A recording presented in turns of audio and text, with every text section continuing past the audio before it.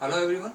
Sequence में अब तक हम लोग एपी के बारे में पढ़ चुके थे और वहाँ हमने देखा था कि एपी होता क्या है, किस पैटर्न को फॉलो करता है, उसकी जनरल टर्म क्या है और एन टर्म्स का सम क्या है। लास्ट क्लास में हमने एरिथमेटिक मीन के बारे में भी बात की थी। ठीक है, आज हम एक नेक्स्ट अलग टाइप का सीक्वेंस पढ़ने जा रहे हैं जो कहलाता है ज्योमेट्रिक प्रोग्रेशन। जैसे एक सीक्वेंस गिवन है 2, 4, 8, 16, 32 इस तरह से। ठीक है, ये कोई सीक्वेंस गिवन है।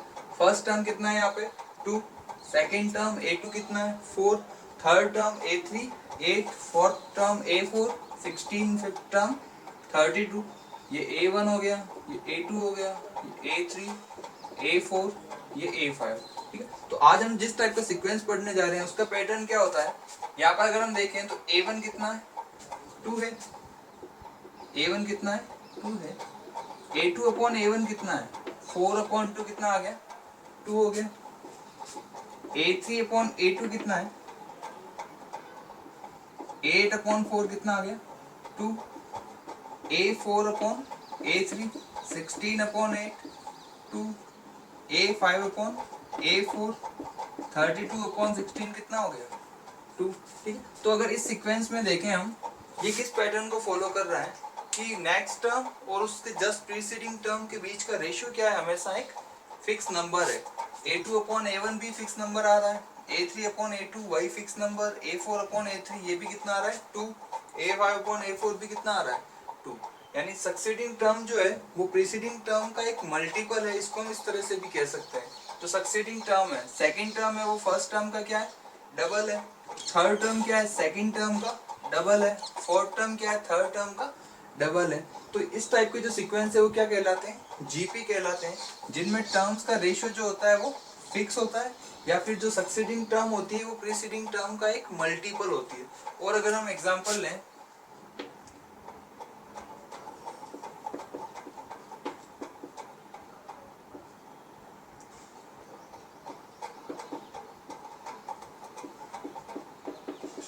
जैसे यहाँ पे देखते हैं। ठीक है, ये भी एक सीक्वेंस लिखा हुआ है। यहाँ पर फर्स्ट टर्म कितना है 3, सेकेंड टर्म कितना है 1, third term 1 upon 3, fourth term 1 upon 9, fifth term 1 upon 27। तो फर्स्ट टर्म हो गया 3। यहाँ पर देखें अगर तो A2 अपॉन A1 कितना मिलेगा, ये हो गया A1, ये A2, ये A3, ये A4 एंड ये A5। A2 अपॉन A1 कितना मिलेगा 1 अपॉन 3। यानी सेकेंड टर्म और फर्स्ट टर्म का रेशियो कितना है 1 अपॉन 3। देखें अगर तो A3 अपॉन A2 कितना मिलेगा, A3 कितना है 1 अपॉन 3, A2 कितना है 1, कितना आ गया 1 अपॉन 3। A4 अपॉन A3 कितना है 1 अपॉन 9 अपॉन 1 अपॉन 3, ये भी कितना आ गया 1 अपॉन 3। A5 अपॉन A4 कितना है 1 अपॉन 27 अपॉन 1 अपॉन 9, ये भी कितना आ गया 1 अपॉन 3। तो यहाँ पर भी अगर हम देखें तो टर्म्स का रेशियो ऑलवेज क्या है 1 अपॉन 3 है। तो इस टाइप के जो सीक्वेंस होते हैं वो क्या कहलाते हैं ज्योमेट्रिक प्रोग्रेशन कहलाते हैं, जीपी कहलाते हैं। एपी में हमने देखा कि टर्म के बीच का जो डिफरेंस है वो हमेशा कांस्टेंट रहता है। Second term minus first term always क्या रहता है कांस्टेंट रहता है और उसको हमने नाम दिया था कॉमन डिफरेंस। यहाँ पर हम रेशियो की बात करेंगे, वहां डिफरेंस की बात की थी। यहाँ पर सेकंड टर्म और फर्स्ट टर्म के बीच का रेशियो ऑलवेज क्या है कांस्टेंट है और ये रेशियो कहलाता है कॉमन रेशियो। यहाँ पर कॉमन रेशियो कितना है 2, यहाँ पर कॉमन रेशियो कितना है 1/3। ठीक है, तो इस टाइप के सीक्वेंस के बारे में हम पढ़ेंगे जैसा हमने एपी के लिए पढ़ा था। जनरल टर्म क्या होता है, सम ऑफ एन टर्म्स क्या होता है, ज्योमेट्रिक मीन क्या होगा। तो सबसे पहले लिखेंगे हम इसकी डेफिनेशन। तो लिखिए इसकी डेफिनेशन।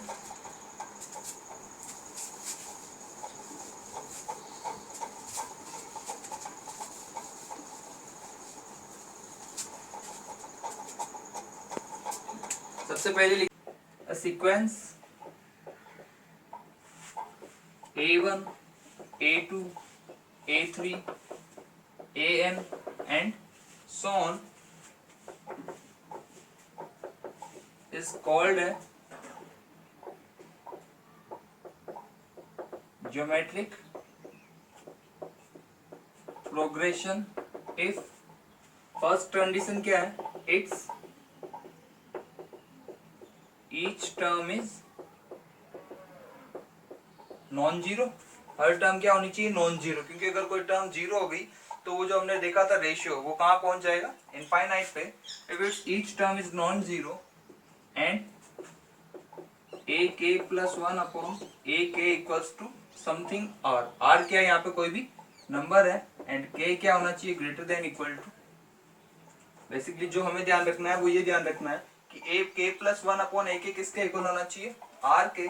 आर कोई भी इंटीजर कोई भी फ्रैक्शन हो सकता है, ठीक है। आर को हम क्या कह सकते हैं, कॉमन रेशियो। एपी के केस में क्या डिफाइन था, डी, जिसको हमने कहा था कॉमन डिफरेंस, यहाँ पर क्या डिफाइन है, R means ratio, common ratio. तो जीपी का डेफिनेशन क्या हो गया कि कोई भी सीक्वेंस जीपी कहलाएगा अगर ए K plus one upon A के किसके इक्वल हो, ए कांस्टेंट रेशियो के इक्वल हो। और यहाँ पे हमने क्या लिख दिया, each term is non zero. Non zero इसलिए होनी चाहिए क्योंकि यहाँ पे हर टर्म कहाँ आ रही है, डिनोमिनेटर में आ रही है। अगर जीरो हो गई तो ये रेशियो कहाँ पहुंच जाएगा, इनफाइनाइट पे, फिर वो जीपी डिफाइन नहीं होगी।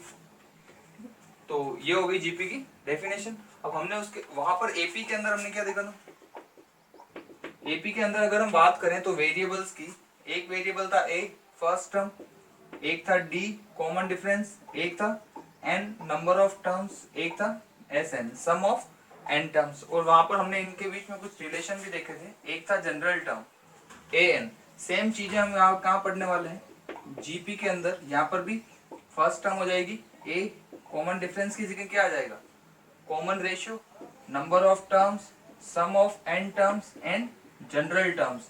सारे फॉर्मूला सारी डेफिनेशन हम क्या देखने वाले हैं, सेम वही देखने वाले हैं जैसा हमने एपी के लिए देखा था।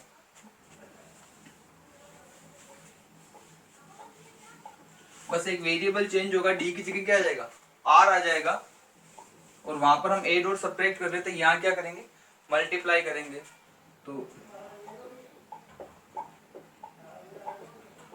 General term of a GP, बात करते हैं जीपी के जनरल टर्म की। तो let GP be, first term क्या माना हमने ए, तो सेकंड टर्म क्या होगा A R, third term A R square, A R cube, इस तरह से ये चलता जाएगा।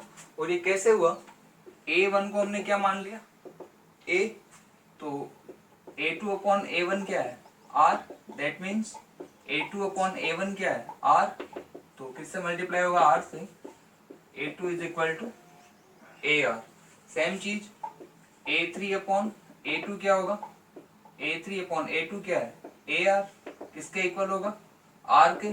तो यहां से ए थ्री कितना आ जाएगा ए आर स्क्वायर। यानी कि नेक्स्ट टर्म कैसे मिल रही है, लास्ट टर्म को किसी एक फिक्स कांस्टेंट से मल्टीप्लाई करने से, ठीक है। तो ये हमें याद रखना है। एपी के केस में जनरल एपी क्या था, A plus D, A plus two D.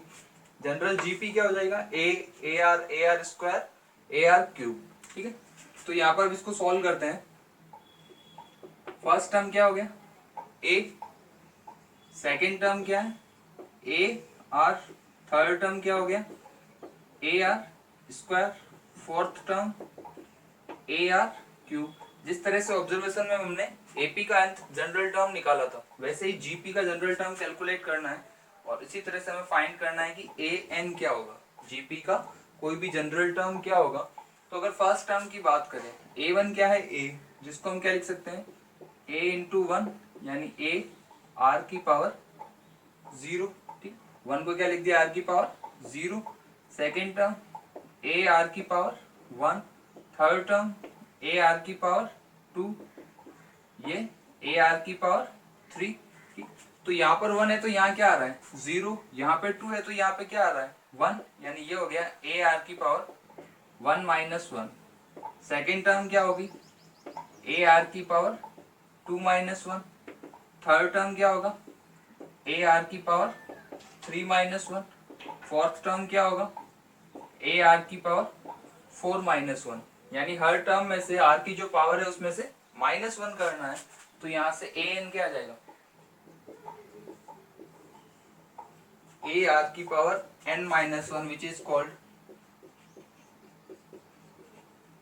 General term of a GP. वहां पर क्या था A plus N minus one into D, तो यहाँ पर भी ए आ रहा है, एन आ रहा है और डी की जगह क्या आ गया, आर आ गया, जनरल टर्म क्या होगा जीपी का, ए आर की power N minus one.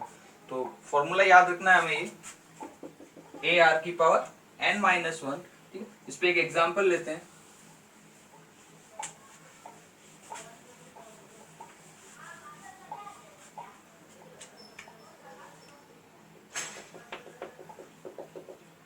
Find the 10th term of GP 2 4 8। ठीक है, एक जीपी गिवन है जिसका हमें क्या फाइंड करना है, 10th टर्म फाइंड करना है। तो जीपी क्या है, 2 4 8 and so on. First term यहाँ पे क्या हो गया, 2 हो गया। क्या क्या चाहिए हमें, फर्स्ट टर्म कितना हो गया 2, ए की वैल्यू आ गई 2। अब क्या चाहिए, कॉमन रेशियो चाहिए, तो आर क्या होगा A2 अपॉन A1। कोई भी दो टर्म का रेशियो ले सकता हूं, तो 4/2 कितना हो जाएगा 2 हो जाएगा। यहाँ पर मैं A3 अपॉन A2 भी ले सकता था, तो भी 8/4 कितना आएगा 2 आएगा। आर की वैल्यू आ गई 2 एंड नंबर ऑफ टर्म्स कितने गिवन है 10। 10th टर्म हमें फाइंड करनी है, तो हमें पता है ए एन का फॉर्मूला क्या हो गया, ए आर की पावर एन माइनस वन। सो ए 10 क्या हो जाएगा, ए आर की पावर 10 माइनस वन यानी ए आर की पावर 9। ठीक है, तो ए 10 आ जाएगा, ए की वैल्यू 2, आर की वैल्यू 2 की पावर 9। सो 2 इंटू 2 की पावर 9, 5 1 12, ये आ जाएगा 1024। यानी 10th टर्म क्या हो जाएगा 1024 इस जीपी के लिए।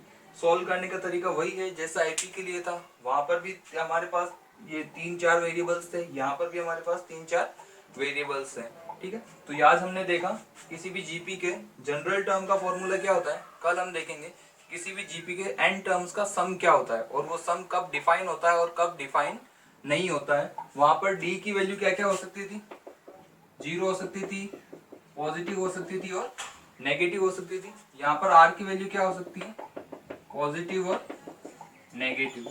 आर की वैल्यू 0 नहीं हो सकती। ठीक है, पॉजिटिव में भी देखेंगे अगर 1 हो तो क्या होगा, 1 से ज्यादा हो तो क्या होगा, 1 से कम हो तो क्या होगा, सम कब डिफाइन होता है और कब डिफाइन नहीं होता है। ठीक है, तो एक्सरसाइज में सवाल गिवन है 9.3 में, क्वेश्चन नंबर 5 तक सोल्व कीजिएगा। कल हम इसके सम के बारे में बात करेंगे। Thank you.